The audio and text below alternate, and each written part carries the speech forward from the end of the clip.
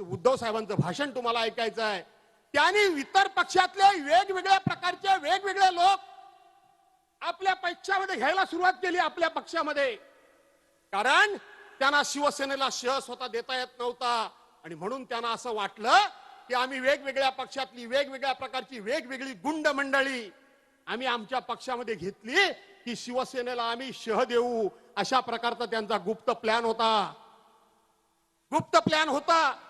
आठवा, आज हे संत नारोबा भाजपच्या, मी नाही संत नारोबा म्हणत, बाळासाहेब बोलले होते। मी काय याला संत बिंद बोलण्यातला नाही आणि संत नारोबा म्हणण्यात पण काय एक गंमत होती। आणि म्हणून याच नारायण राणेंनी विधान परिषदेमध्ये भाषण केलेलं विधान परिषदेच्या पटलावर आहे। देवेंद्र फडणवीस समोर बसले होते गृहमंत्री मुख्यमंत्री म्हणून, आणि त्यावेळेला नारायण राणेंनी सांगितलं या सगळ्या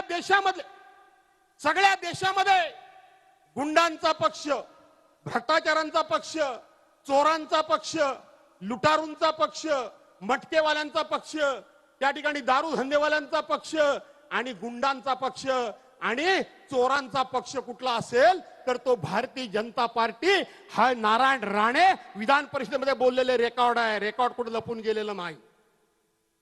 नारायण राणे बोलले होते आणि त्यावेळेला भारतीय जनता पार्टीच्या नेत्यांनी खूप मोठी बिरुदावली मिळवली होती। ते सांगितलं, मोठ्या पोंटेपणाने सांगत होते की आहे तसा घेऊ आणि पाहिजे तसा घडवू, आहे तसा घेऊ पाहिजे तसा घडवू।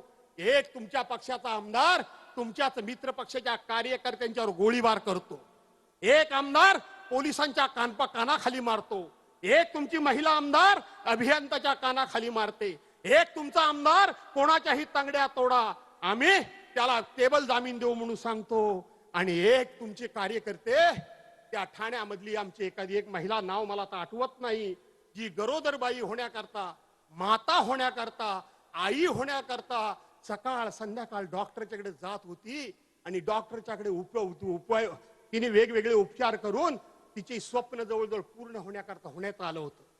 ही आई बनणार होती। याच मिंदे गटाच्या लोकांनी त्या माऊलीला बाहेर खेचत आणलं, तिच्या पोटावर लाता बुक्क्या मारल्या, ती नाना तऱ्हेने विनवण्या करत होती, हात जोडत होती की मला कुठे वाटेल तिकडे मारा पण माझ्या पोटावर मारू नका, माझ्या पोटामध्ये लहान बाळ आहे, माझ्या पोटामध्ये लहान बाळ आहे, माझ्या महिला भगिनींना माझी विनंती आहे।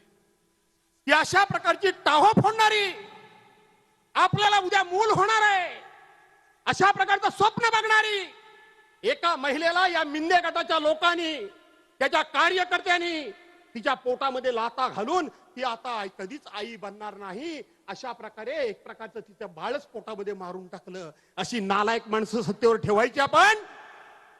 मला विचारायचं भारतीय जनता पार्टीला की तुमची स्लोगन होती की आहे तसा घेऊ आणि पाहिजे तसा घडवू। आज हा जे काही गुंडशाही सगळीकडे चालली आहे की ह्या अगदी त्या म्हणजे नेपाळी वॉचमनच्या पोरापासून सकाळ संध्याकाळ सगळे जे दम देत आहेत, मूळ भारतीय जनता पार्टी कुठली आहे?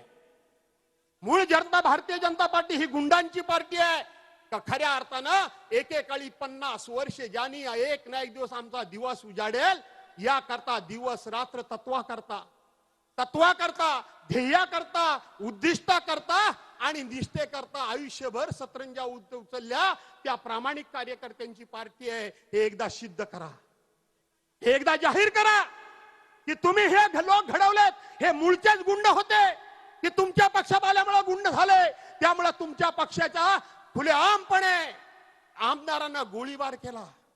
कुठे केला गोळीबार? भर पोलीस स्टेशन मध्ये।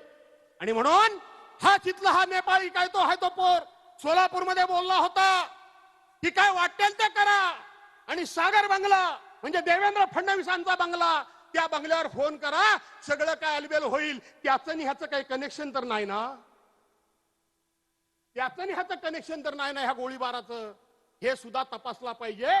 जशा पद्धतीनं उद्धव साहेब तुम्ही म्हणता की मुख्यमंत्र्यांच्यावर आरोप केले पाहिजे, तेही चौकशी झाली पाहिजे, तशाच पद्धतीने हेही कनेक्शनची चौकशी झाली पाहिजे असं माझं स्वतःचं मत आहे।